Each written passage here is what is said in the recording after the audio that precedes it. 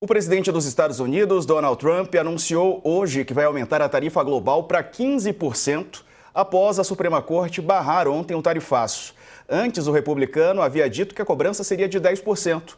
O presidente disse que a elevação é legal e permitida pelos instrumentos jurídicos existentes. Ele também citou que o aumento da tarifa global é parte da estratégia para continuar o processo de Make America Great Again, fazer a América grande de novo. Em uma publicação nas redes sociais, Trump afirmou que o percentual seria aumentado para 15% sobre todos os produtos que entram no país. Ele voltou a criticar a decisão da Suprema Corte dos Estados Unidos, classificou a decisão como ridícula, mal redigida e extraordinariamente anti-americana. As medidas vão entrar em vigor na próxima terça-feira, agora, dia 24. Assunto para a nossa conversa com Aldo Fornazieri, cientista político da Fundação Escola de Sociologia e Política, Leandro Consentino, que é professor do INSPER, e Vinícius Vieira, que é professor de Relações Internacionais da FGV e da FAAP. Boa tarde aos três, bem-vindos. Começo contigo, Vinícius. Que sinal o Trump quer dar com essas movimentações? Que ele é quem dá a última palavra? Exato, Diego. Boa tarde a todos, boa tarde aos colegas. Nós temos aqui o Trump sendo Trump, ou seja, ele desafia as instituições, mas dentro dos limites legais. E qual é o limite legal nesse caso da tarifa de 15%? É importante lembrar. Desde 74, pós ali governo Nixon, melhor dizendo, no finzinho do governo Nixon, há essa lei que indica que os presidentes americanos eles podem impor em caso de emergência ali nas contas nacionais, no caso de déficits, impor essa tarifa de 15%. Mas é uma tarifa, importante dizer, temporária. E aí nós temos que já pensar em alguns cenários futuros. Por quanto tempo ele vai manter essa tarifa de 15%? Se conhecemos bem o Trump, de modo indefinido. Mas a Suprema Corte pode ser novamente provocada aí depois de algum tempo com algum questionamento nessa linha. E aí, nesse caso, será que a Suprema Corte vai querer comprar essa briga novamente com Trump? Ficam algumas questões em aberto. Mas Trump, claramente, ele usa o seu estilo de não ser nunca um perdedor. Ele quer sinalizar, sobretudo, da sua base mais aguerrida, que ele está ali disposto a fazer o que for necessário, ainda que constrangido pelos limites legais, para empreender esse projeto de Make America Great Again por meio do protecionismo na questão econômica e em outros aspectos, como já discutimos aqui outras vezes, a questão dessa ênfase aí no nacionalismo branco, esse discurso mais supremacista, mas sobretudo para a democracia, esse tensionamento com as outras branches, como os americanos dizem, né? Os outros poderes que formam a república, ou seja, o poder judiciário e também o poder legislativo. Leandro Consentino, boa tarde, meu amigo. O Trump se movimentando mais uma vez, 15% impacto aí para os demais países. Boa tarde, Diego. Boa tarde, Aldo, Vinícius. Um prazer estar aqui com vocês. Sem dúvida, né? Mais um lance aí do Trump, como bem definiu o professor Vinícius, é Trump sendo Trump. Mas aí acho que tem algumas notas importantes aí de diferença que a gente tem, que é a primeira vez, ou uma das primeiras vezes, em que a Suprema Corte ensaia colocar um freio aí em Donald Trump. Acho que a questão tarifária é uma questão que a gente tem que examinar sem dúvida nenhuma. O problema do protecionismo aí é uma conta que chega para o comércio do mundo inteiro, não só dos Estados Unidos, né, afeta a todos nós. Mas eu acho que tem aí um detalhe importante que a gente começa a ver uma reação importante aí da Suprema Corte nos Estados Unidos e isso pode aí complicar Donald Trump para o futuro. A gente sabe que esse final de ano a gente tem eleições intermediárias para renovar o Congresso lá nos Estados Unidos, então o poder legislativo já deixa de ser provavelmente um feudo de Donald Trump, pelo que a gente está vendo de pesquisa, a Câmara já está perdida e o Senado pode até também estar em risco aí, do ponto de vista de uma maioria para Donald Trump, e se ele também tem uma Suprema Corte que não passa recibo para tudo que ele faz de alguma forma também, ele começa a ter um segundo termo, ou a segunda metade desse segundo termo é bastante complicado do ponto de vista político e vem a ser aquilo que a gente chama, aquilo que os norte-americanos, na verdade, chamam de pato manco, né? Então, um presidente que está ali presidindo, mas que não tem todo aquele poder que um dia teve. E acho que, dado o que Donald Trump faz, da maneira como se comporta, isso vem a ser, inclusive, uma boa notícia, não só para os Estados Unidos, como para toda a geopolítica global. Hein?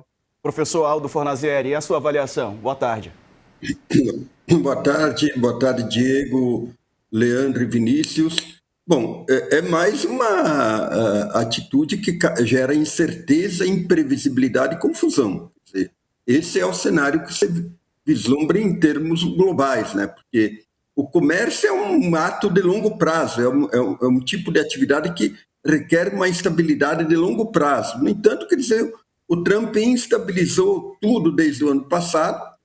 Ontem, ele anunciou uma tarifa de 10% depois de perder na Suprema Corte e hoje já sobe para 15%.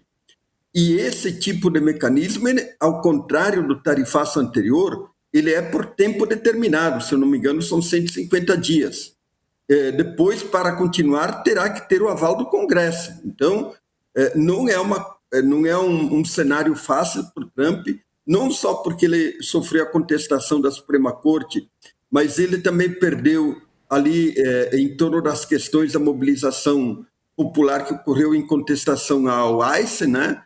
E dentro do próprio Congresso, quer dizer, cresce o número de deputados do Partido Republicano que são dissidentes. É um grupo de deputados que é formado por deputados que não vão concorrer à reeleição e eles ameaçam a fazer uma oposição ao Trump.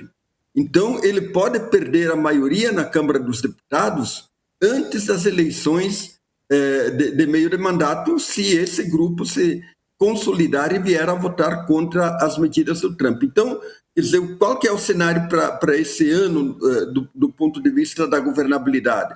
É um cenário no qual crescem as incertezas, porque o Trump está enfrentando uma oposição nas ruas, enfrentou um tranco ali, digamos assim, uma contenção na Suprema Corte e tende a perder a maioria na Câmara dos Deputados mesmo antes das eleições. Então, esse é o cenário, quer dizer, evidentemente que essas incertezas no governo norte-americano criam uma instabilidade global, porque o dólar vem caindo, quer dizer, os parceiros comerciais ficam com grande dúvida acerca do que fazer, e aí vem todas as cautelas e cada país busca novas saídas, como o Brasil hoje mesmo está buscando uma parceria mais intensa com a Índia, com a União Europeia e assim por diante. Pois é, ô Vinícius, quero puxar aqui por onde o Aldo deixou, pegar o gancho, falar sobre o encontro entre o presidente Lula e Narendra Modi, né, da Índia, o primeiro-ministro. Hoje eles se encontraram, a imagem vai aparecer agora provavelmente aí para vocês, eles se encontraram na Índia mais cedo, né, por conta do fuso horário, e selaram parceria, inclusive sobre minerais raros, né, aqueles minerais que são tão cobiçados pelos Estados Unidos. Qual que é a importância da parceria entre Brasil e Índia? A Índia, ela é ainda a maior democracia do sul global e, portanto, a maior democracia do mundo. Ainda que Modi ele tenha ali políticas majoritárias, há ainda muita competição partidária, é necessário reconhecer. Quando eu falo aqui só para esclarecer políticas majoritárias, o Modi ele é um nacionalista hindu, então tem ali a mesma lógica que o Trump tem, muito próxima aí do seu nacionalismo branco, por exemplo, só que aplicado no contexto da Índia, os hindus ali buscando supremacia no discurso do Modi. Mas a competição partidária é muito forte. E, sobretudo, diplomaticamente, diferentemente da direita, por exemplo, aqui na América Latina, que é uma direita pró-Trump, o Modi, mesmo sendo de direita e nacionalista, ele manteve a política externa indiana nas linhas tradicionais desde o fim da Guerra Fria, buscando várias parcerias sem renunciar àquilo que ela fez durante a Guerra Fria, que foi uma espécie de liderança, né, do sul global. Na época ali nós falávamos do movimento dos não alinhados. E o Modi, ele foi traído, de certa forma, pelo Trump, porque mesmo demonstrando boa vontade com o Trump, a Índia também recebeu uma tarifa ali de 50% por conta da compra de petróleo dos russos. Então, houve essa sanção que já foi aí suspendida, já foi suspensa.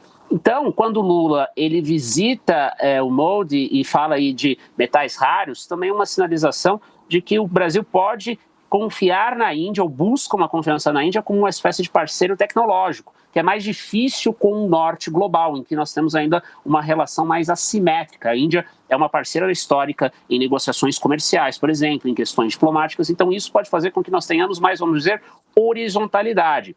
Em outras áreas, é importante dizer, a Índia também pode servir como mercado alternativo para o nosso agronegócio. Há muito que melhorar lá, principalmente em termos de distribuição, infraestrutura, tem um mercado muito forte aí, por exemplo, para frangos, entre outros bens. Mas esse tipo de viagem é justamente aquilo que faz com que, lembrando que o professor Aldo acabou de mencionar, o Brasil busque o quê? Diversificação dentro de um ambiente de grande instabilidade, porque mesmo que o Trump deixe a presidência ou fique mais enfraquecido nessa segunda metade aí do seu segundo mandato, como o professor Leandro bem disse, nós temos uma perspectiva muito ruim para os Estados Unidos como líderes do cenário internacional. Essa liderança, ao meu ver, está aí ferida de morte. Mesmo que um democrata venha ocupar a Casa Branca, os Estados Unidos tendem a ser muito mais fechados do que costumavam ser aí no período anterior à globalização. Portanto, nós temos aqui um cenário que